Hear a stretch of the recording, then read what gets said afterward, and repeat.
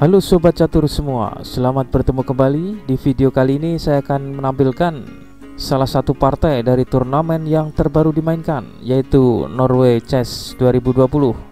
Ya, sesuai dengan namanya, partai ini dilangsungkan di negara Norwegia, asal negara Magnus Carlsen. Perlu diketahui bahwa tuan rumah diwakili oleh dua orang, yaitu juara dunia Magnus Carlsen yang menempati elo rating tertinggi, dan juga diwakili oleh Aryantari yang pada turnamen ini menempati elo rating terendah. Yang akan kita bahas partai kali ini adalah game antara Magnus Carlsen melawan Aryantari. Ya, si elo rating tertinggi melawan si elo rating terendah. Apakah partai kali ini berimbang? Langsung saja kita ikuti partainya. Carlsen yang memegang buah putih memulai dengan E4, Aryantari membalas E5. Carlsen memainkan kuda F3, Tari juga mengembangkan kudanya. Carlsen gajah B5, pertahanan Ruy Lopez. Tari membalas dengan jawaban umum A6. Setelah gajah mundur, Tari mengembangkan kudanya. Carlsen melakukan rokade. Tari mengeluarkan gajahnya. Persiapan rokade. Setelah Carlsen melangkahkan pion D3, Tari memajukan pion ke B5, menyerang gajah. Setelah gajah mundur, Tari memainkan D6, membuka diagonal pengembangan gajahnya. Carlsen mencoba melakukan serangan di sayap menteri A4 untuk membuka lajur A. Dibalas Tari gajah D7. Carlsen menjalankan C3. Tari kuda A5 mengadu dengan gajah, tapi Carlsen belum bersedia bertukar dengan memundurkan gajahnya. C5, Carlsen mengembangkan gajahnya ke G5. Aryantari melakukan rokade. Carlsen mengembangkan kudanya dan benteng B8. Pion pukul pion dan balik dipukul pion. Benteng ke E1. Tari mendorong pion B-nya. Kuda C4 menawarkan pertukaran kuda, dan kuda pukul kuda dan balik dipukul gajah. Pion pukul pion dan balik dipukul pion, dan lajur B menjadi terbuka. Tari memainkan menterinya ke C7. Carlsen juga memainkan menterinya ke C2. Gajah B5. Tari mengadu gajah dan diterima oleh Carlsen, dan balik dipukul benteng. Gajah pukul kuda dan balik dipukul gajah. Kemudian Carlsen kuda ke D2. Tari menjalankan menterinya ke C6. Carlsen melakukan langkah paksaan dengan menteri A4. Benteng lain datang melakukan backup. Kuda C4, gajah E7 dan G3. Tari memundurkan menterinya, dan Carlsen juga memundurkan menterinya dengan ide mengubah manuver ke sayap raja. Dibalas G6, mencegah manuver menteri putih ke H5. Raja G2.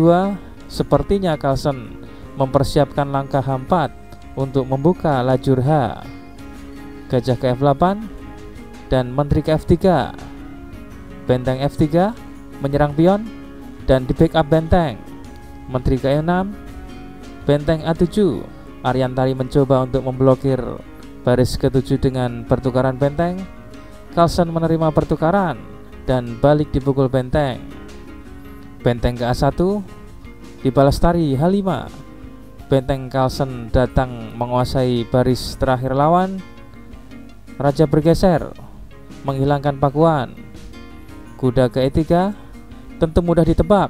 Kuda ini akan ke petak D5, petak yang sangat kuat dan ideal untuk kuda, karena di petak ini kuda tidak terjegal.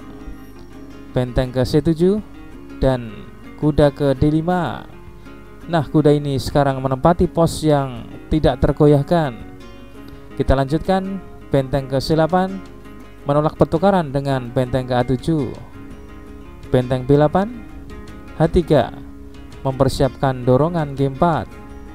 Benteng D8, G4, pion pukul pion dan balik dipukul pion, dan sekarang lajur H terbuka. Benteng ke D7, Hitam kembali menawarkan pertukaran benteng, dan kembali Carlsen menolak pertukaran. F6 dibalas G5, mengancam membuka lajur F dan mengancam gajah F8. Dibalas hitam F5, Carlsen menjalankan menterinya ke H3. Langkah cerdik Carlsen melakukan pakuan sambil mengancam ke H6. Benteng F7, dan tiba-tiba Carlsen memainkan langkah taktis. Ya, benteng ke E8. Benteng sendirian tanpa pengawalan mengancam menteri. Sampai di sini hitam menyerah. Apabila benteng ini dipukul, ada ancaman putih. Menteri ke H6, skak. Apabila raja ke G8, maka menteri kali G6, skak. Raja bergeser, kuda ke F6, mengancam menteri, dan juga mengancam mat di G8. Apabila benteng pukul kuda, maka menteri melayang. Demikianlah partai antara Magnus Carlsen melawan rekan senegaranya Aryan Tari di ajang Norway Chess 2020. Selanjutnya akan kita tampilkan kunci jawaban problem catur video yang kemarin.